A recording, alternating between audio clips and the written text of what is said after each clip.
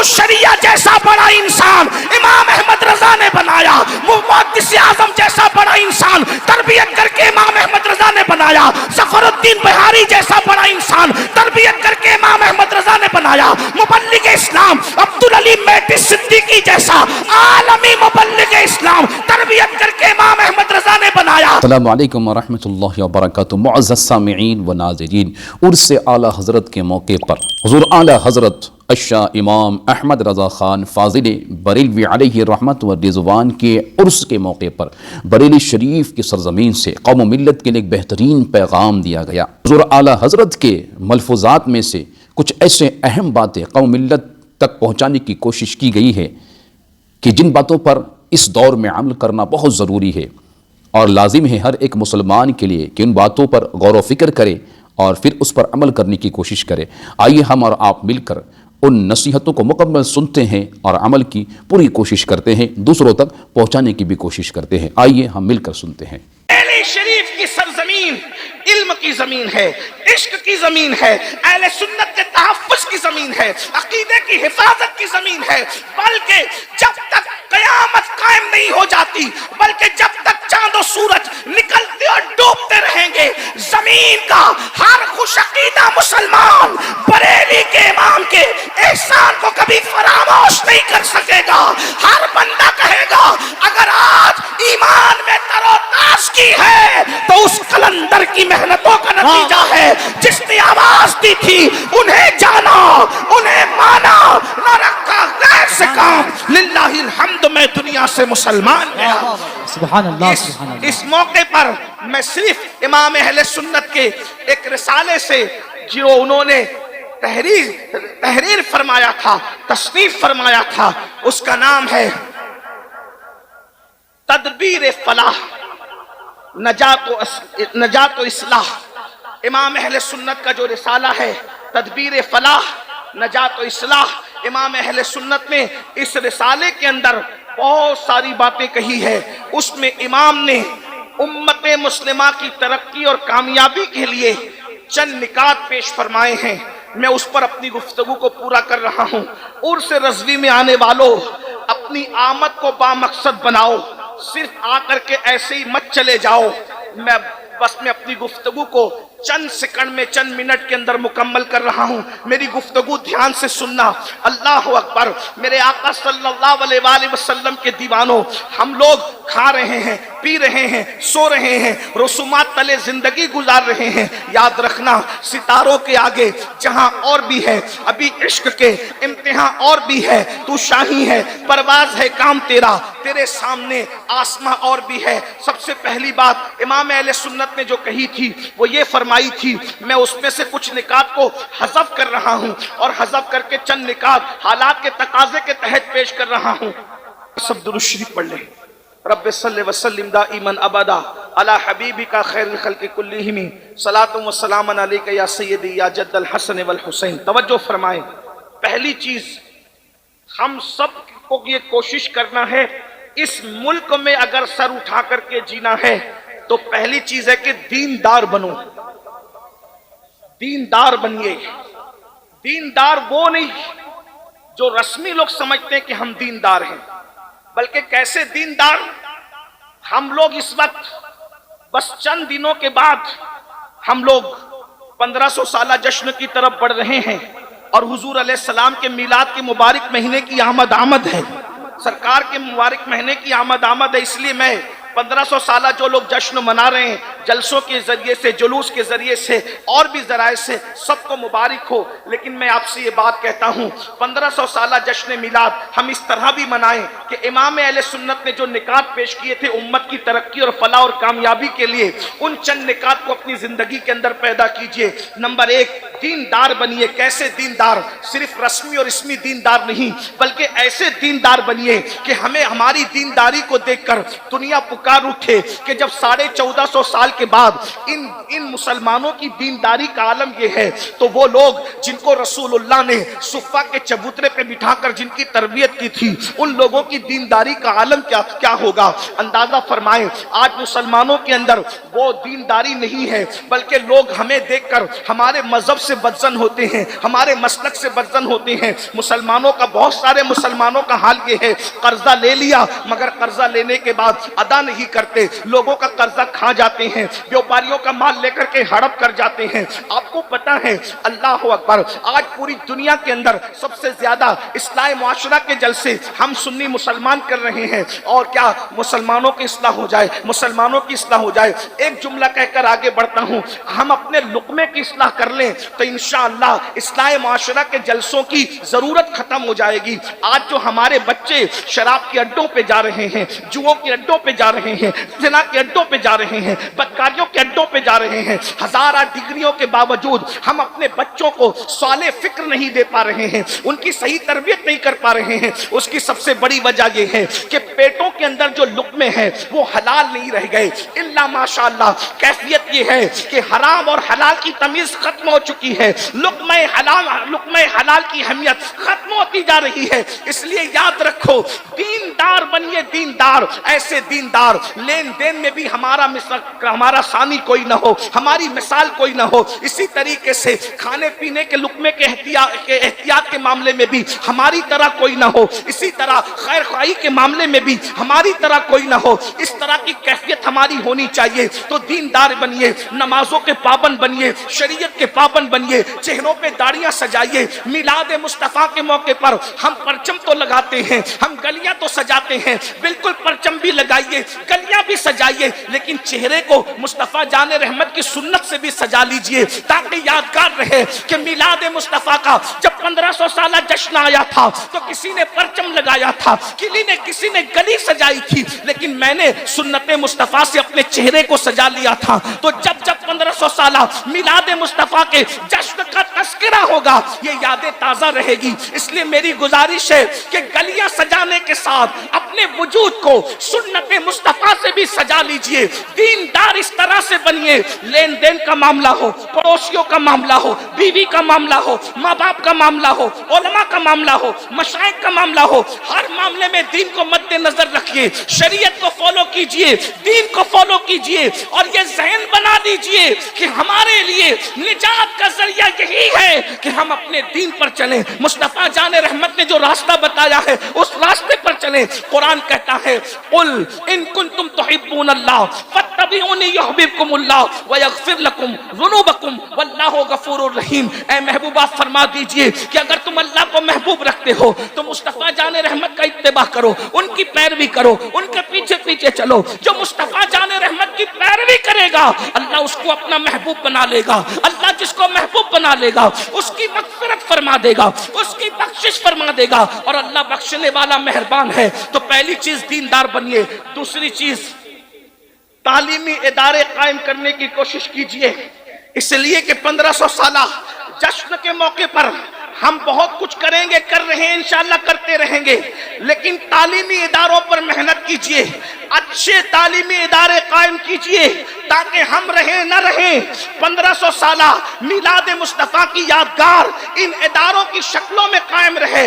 ہم اور جگہ پر اپنی دولت کو خرچ کرنے کی بجائے دانشگاہوں پر، تعلیم گاہوں پر، اداروں پر دولت کو خرچ کرنے کی کوشش کریں، مال کو خرچ کرنے کی کوشش کریں۔ آج مسلمانوں کا مال پتہ نہیں کہاں کہاں خرچ ہو رہا ہے۔ بڑی معذرت کے ساتھ میں یہ بات کہوں، ہمیں بہت خوشی ہوئی ہے، بڑی مسرت ہوئی ہے کہ درگاہ اعلیٰ حضرت کے سجادہ نشین اور یہاں کے شہزادوں نے اعلان کیا کہ جو لوگ ڈی جے بجاتے ہوئے چادر لائیں گے ان کی چادر درگاہ اعلیٰ حضرت پر چڑھائی نہیں جائے گی، ورنہ پچھلے سال ہم نے دیکھا کہ اللہ اکبر اتنی لمبی لمبی چادریں۔ آپ سے پوچھتا ہوں اس مجدد کے دل پہ کیا گزرتی ہوگی جس نے یہ محنت کی تھی، یہ کہا تھا کہ درگاہ پر اگر ایک چادر ہے تو دوسری چادر نہ ڈالی جائے۔ اللہ اکبر، ایسی محنت کرنے والا مجدد جس نے قوم کو یہ شعور دیا ہو، یہ فکر دی ہو کہ درگاہیں چادر کی محتاج نہیں ہیں، بلکہ تمہارے محلے کی بیوائیں چادروں کی محتاج ہیں, تمہارے محلے کی غریب بیٹیاں چادروں کی محتاج ہیں. درگاہوں پر چادر ڈالنے سے جو اجر ملے گا اس سے زیادہ اجر محلے کی اور رشتہ داروں کی بیواؤں کے سروں پر تمہیں چادر ڈالنے سے ملے گا. یہاں تو ایک چادر نشانی کے لیے کافی ہے, علامت کے لیے کافی ہے. جس مجدد نے بدعات اور خرافات کا جو ہے وہ بائیکاٹ کیا ہو, اگر انہی کے آستانے پر ہم بدعات اور خرافات کریں گے تو بتاؤ امام اہل سنت کے دل پہ کیا گزرے گی؟ بتاؤ سنیو, امام کے دل کو خوش کرنے آئے ہو یا امام کا دل دکھانے آئے ہو؟ اس لیے عرس امام اہل سنت کو بدعات و خرافات سے اتنا پاک کر دو تاکہ دنیا کہنے پہ مجبور ہو جائے اگر شرعی عرس دیکھنا ہے تو بریلی کا عرس دیکھ لیا جائے, وہاں شریعت کے مطابق. نعرہ تکبیر, نعرہ رسالت, نعرہ رسالت, مسلک اعلی حضرت, مسلک اعلی حضرت عرس رضوی, عرس رضوی, نعرہ تکبیر. ہم چادر ڈالنے کے مخالف, چادر ڈالیے, شریعت مطہرہ نے جتنی اجازت دی اس کے مطابق ڈالیے, لیکن یہ بات کہتا ہوں 51,000 کی چادر چڑھانے کی بجائے 1,000 کی چادر چڑھائیے. 50,000 روپیے تعلیم کے نام پہ اعلیٰ حضرت کے نام پہ خرچ کر دیجئے, مفتی اعظم کے نام پہ خرچ کر دیجئے, غوث اعظم کے نام پہ خرچ کر دیجئے, غریب نواز کے نام پہ خرچ کر دیجئے. اس لیے کہ اعلیٰ حضرت علم و دوست شخصیت تھے, انہوں نے علمی کارنامے انجام دیے ہیں. بلکہ میں تو یہ بھی کہتا ہوں ہمارے محررہ مطہرہ کے جو ہے وہ سرکار نور حضور مفتی اعظم کے پیر و مرشد کے صاحب سجادہ رفیق ملت حضرت علامہ سید نجیب حیدر میاں صاحب قبلہ اکثر عرسوں میں اعلان کرتے ہیں کہ جو ہے وہ عرس کے اندر آپ کچھ اور خریدنے کی بجائے کتابیں خرید کر لے جائیے اور اپنے محلے کے اماموں کو تحفے میں دیجئے, اپنے علماء کو تحفے میں دیجئے, اپنے مشائخ کو تحفے میں دیجئے. ارے آپ نہیں پڑھ سکتے, علماء کتابیں پڑھیں گے تو جب تک ان کا علم لوگوں کی رہنمائی کرتا رہے گا اس کا اجر ثواب آپ کو ملتا رہے گا, آپ کے مرحومین کو ملتا رہے گا. خدا کے لیے ترجیحات کی طرف توجہ دیجئے. میری گزارش ہے کہ تعلیم پر محنت کیجئے اور یہ کوشش کیجئے تعلیم گاہیں بھی بنائیے. تعلیم گاہیں بنانے کے ساتھ ساتھ جو ہے اپنے بچوں کو بھی پڑھائیے. محررہ شریف کا یہ پیغام آپ نے بارہا سنا ہوگا, آدھی روٹی کھائیں گے بچوں کو پڑھائیں گے. اپنے کسی بچے کو ان پڑھ مت رہنے دیجئے. کم سے کم ہمارا ہر بچہ گریجویٹ ہو, اللہ اکبر, اس کے لیے 8 گھنٹے کی بجائے 12 گھنٹے محنت کرنا پڑے تو محنت کیجئے.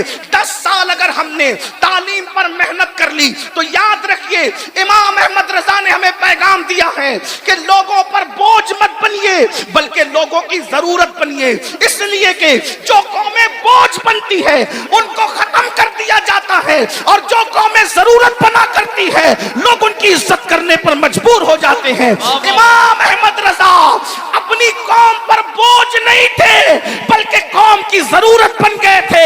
اس لیے دوست بھی تعریف کرتے نظر آتے ہیں اور دشمن بھی تعریف کرتے نظر آتے ہیں. عشق محبت, عشق محبت. ہم اپنی قوم کی ضرورت بنے. اس لیے کہ ایک مثال کے ذریعے سمجھاتا ہوں, ضرورت بنو, بوجھ مت بنو. ایک بات دیکھو, کیڑا تو کیڑا ہی ہوتا ہے. کیڑے کو کوئی پالتا ہے, کیڑے کو کوئی خریدتا ہے؟ کیڑے بیچے جاتے ہیں؟ نہیں بیچے جاتے, سب کیڑے مارے جاتے ہیں. لیکن آپ نے ریشم کا کیڑا دیکھا ہوگا, ریشم کا کیڑا مارا نہیں جاتا بلکہ ریشم کا کیڑا جو ہے پالا جاتا ہے. کیوں پالا جاتا ہے؟ کیونکہ وہ کیڑا بوجھ نہیں ہے بلکہ لوگوں کی ضرورت ہے, کیونکہ اس کے ذریعے سے لوگوں کو سلک ملتا ہے, ریشم ملتا ہے. اب پتا چلا اگر کیڑا بھی ضرورت بنے تو لوگ اس کو بھی کھلانے پلانے پر پالنے پہ مجبور ہو جاتے ہیں. اب مسلمانوں بتاؤ, جب کیڑا ضرورت بن جائے تو لوگ اس کی قدر کرنے پہ مجبور ہو جاتے ہیں. اگر مصطفیٰ جان رحمت کا امتی لوگوں کی ضرورت بن جائے تو بتائیے لوگ اس کی عزت کرنے پہ مجبور ہوں گے کہ نہیں ہوں گے؟ اس لیے بوجھ مت بنو, ضرورت بنو. اور ضرورت بننے کے لیے آپ کو تعلیم کی طرف توجہ کرنا ہوگا, علم کی طرف. یہ بھی بات بتا دوں, اچھی عمارتیں بھی بناؤ اور اچھے انسان بھی بناؤ, بلکہ اچھی عمارت بنا سکو یا نہ بنا سکو لیکن اچھے انسان دنیا میں ضرور بنانا. اس کی وجہ یہ ہے, اللہ اکبر, اگر ہم سے کوئی پوچھے کہ امام احمد رضا نے کون سی بڑی عمارت بنائی تو ہم یہ کہیں گے امام احمد رضا بڑی عمارت بنانے کے لیے نہیں آئے تھے. امام احمد رضا بڑے انسان بنانے کے لیے آئے تھے، کیونکہ ایک بڑی عمارت دوسری بڑی عمارت نہیں بنا سکتی، مگر ایک بڑا انسان ہزاروں اچھے انسان بنا دیتا ہے۔ مثال کے طور پر امام احمد رضا نے انسان سازی کا وہ فریضہ انجام دیا، صدر الشریعہ جیسا بڑا انسان امام احمد رضا نے بنایا، محدث اعظم جیسا بڑا انسان تربیت کر کے امام احمد رضا نے بنایا، ظفر الدین بہاری جیسا بڑا انسان تربیت کر کے امام احمد رضا نے بنایا، مبلغ اسلام عبدالعلی میٹی صدیقی جیسا عالمی مبلغ اسلام تربیت کر کے امام احمد رضا نے بنایا۔ ایک صدر الشریعہ کو فقیہ کے طور پر پیش کیا، صدر الشریعہ نے حافظ ملت کو بنایا، اور حافظ ملت نے لاکھوں مصباحیان علماء امت کو عطا فرمایا۔ مسلک اعلی حضرت عرس اعلی حضرت حضرت سید امیر القادری صاحب قبلہ۔ اگر آج اشرفیہ جیسی عمارت چمک رہی ہے، جامع نوریہ جیسی عمارت چمک رہی ہے، جامع رضا جیسی عمارت چمک رہی ہے، جامع قادریہ ریچھا جیسی عمارت چمک رہی ہے، برکات رضا، اور اس طریقے سے اہل سنت کے جتنے ادارے ہیں دیکھ لیجئے، یا تو اعلیٰ حضرت کے شاگردوں کے شاگرد ہیں یا شاگردوں کے شاگردوں کے شاگرد ہیں۔ پتہ چلا ایک اچھا انسان کتنے اچھے انسان بناتا ہے۔ تو یاد رکھیے، اچھی عمارتیں بھی بنائیے، اچھے انسان بھی بنائیے۔ اور آخری بات، دیندار بنو، تعلیم پہ محنت کرو، اور مالدار بنو۔ مالدار کیسے بنو گے؟ موبائل چوری کر کے نہیں، جوا کھیل کے نہیں، موبائل پر جوا کھیل کے نہیں، سٹوں کا دھندا کر کے نہیں، شراب بیچ کر نہیں، نشہ بیچ کر نہیں، بلکہ حلال کے ذریعے سے محنت کرو۔ محنت کرو مالداری پر، اس لیے کہ غربت کبھی کبھی کفر تک لے جاتی ہے۔ اگر مسلمان ہندوستان کا 10 سال تک محنت کرے مالدار بننے کے لیے، صحیح سمتوں میں محنت کرے، ایزی منی کے چکر میں حرام کی طرف نہ جانا، شارٹ کٹ میں مالدار اور کروڑپتی بننے کے چکر میں حرام کی طرف مت جانا، بلکہ محنت کرو۔ محنت میں برکت ہے۔ یہ جو نوجوان ہمارے 8-8 گھنٹہ 5-5 گھنٹہ 10-10 گھنٹہ انٹرنیٹ، فیس بک اور موبائل پر لگے رہتے ہیں، موبائل کا تو اتنا شوق ہے کہ لوگ ممبر پہ بھی موبائل پہ لگے رہتے ہیں، اسٹیجوں پہ بھی موبائل پہ لگے رہتے ہیں، جلسوں میں بھی موبائل پہ لگے رہتے ہیں۔ دیکھیے میرے بھائیوں کے ہاتھ میں موبائل ہے نا، یعنی موبائل، بلکہ میں کہہ دوں جتنا بیوی کے ساتھ وقت نہیں گزارتے اتنا موبائل کے ساتھ وقت گزارتے ہیں۔ یہ افسوس کی بات ہے۔ موبائل استعمال کرو، ضرور کرو، لیکن وہ ضرورت ہے بھائی۔ آپ غور فرمائیں، جو کھانا اور پینا انسان کی زندگی کے لیے ضروری ہے، اس کے بارے میں بھی قرآن کہتا ہے کلو وشربو ولا تسرف، کھاؤ پیو، حد سے مت بڑھو۔ تو کسی بھی معاملے میں حد سے بڑھنے کی اجازت نہیں ہے۔ جتنا وقت فیس بک پر گزارتے ہو، یوٹیوب پر گزارتے ہو، موبائل پہ گزارتے ہو، اگر اتنا وقت آپ کمانے پہ گزارو گے، تجارت میں گزارو گے، اچھا کام دھام کرو گے، تو آپ مالدار بنو گے۔ اور یاد رکھنا، اگر آپ مالدار ہو تو اکیلے مالدار بننے سے کام نہیں ہوگا۔ اگر آپ مالدار ہو تو اپنے کسی بھائی کو، بھتیجے کو، بھانجے کو، کسی قریبی کو، اس کو بھی سپورٹ کر کے مالدار بنانے کی کوشش کرو، کیونکہ اللہ کے رسول علیہ الصلوۃ والتسلیم نے فرمایا ہے کہ جس نے صبح اس حال میں کی کہ میری امت کی بھلائی کے لیے، خیر خواہی کے لیے کوئی پلان نہیں کیا، فلیس منا، وہ میری سوسائٹی کا ممبر نہیں ہے۔ اس لیے صرف اپنا مت سوچو، بلکہ اپنے دائیں بائیں کا سوچو، اپنے پڑوسیوں کا سوچو، اپنے ساتھیوں کا سوچو۔ ایک مقرر کامیاب ہے، وہ دوسرے مقرروں کو بھی کامیاب کرنے کی کوشش کرے۔ ایک نعت خواں کامیاب ہے، وہ دوسرے نعت خانوں کو بھی کامیاب بنانے کی کوشش کرے۔ ایک عالم کامیاب ہے، وہ دوسرے علماء پر بھی کامیابی کے لیے توجہ کرے۔ ایک تاجر کامیاب ہے، وہ دوسرے تاجروں کی کامیابی کے لیے بھی کوشش کرے۔ ایک مرشد پیر کامیاب ہے، وہ دوسرے پیروں کی بھی کامیابی کے لیے کوشش کرے۔ اور اس کی اگر آپ تصویر دیکھنا چاہتے ہیں تو آپ ماضی قریب میں بہت دیکھ سکتے ہیں، اس کے ذکر کا یہاں وقت نہیں ہے۔ بس میں اتنا کہنا چاہتا ہوں، دیندار بنو، مالدار بنو، اور ایجوکیشن پہ محنت کرو۔ اگر ان 3 نکات پر آپ نے محنت کی تو انشاءاللہ تبارک و تعالی چند سالوں کے اندر ہمارے ملک کا ہی نہیں بلکہ دنیا کا نقشہ بدل جائے گا، دنیا کا نقشہ تبدیل ہو جائے گا۔ امام اہل سنت جہاں بڑے عالم تھے، وہیں بڑے مفکر بھی تھے، بڑے عظیم سیاستداں بھی تھے، بڑے عظیم عاشق رسول بھی تھے۔ امام کے عرس میں آئے ہو، یہ 3 نکات اپنے ساتھ لے کر کے جاؤ۔ ایک دوسرے کو مضبوط کرو, ایک دوسرے کو دھکا دے کر گڑھے میں گرانے کی بجائے اٹھانے کی کوشش کرو. یاد رکھنا گڑھوں میں گرانے والے کبھی ترقی نہیں کیا کرتے, ہمیشہ اٹھانے والے ترقی کیا کرتے ہیں. امام احمد رضا نے اٹھایا, اور جب اٹھایا تو امام احمد رضا گرے نہیں رہے, امام نے دوسروں کو اٹھایا اپنی حیثیت کے مطابق, اللہ نے ان کو اٹھایا اپنی شان کے مطابق. اسی لیے ہند والے بھی ان کے ڈنکے بجا رہے ہیں, سندھ والے بھی ان کے ڈنکے بجا رہے ہیں, عرب والے بھی ان کے ڈنکے بجا رہے ہیں, عجم والے بھی ان کے ڈنکے بجا رہے ہیں. اور یاد رکھنا سچا عاشق رسول وہی ہوتا ہے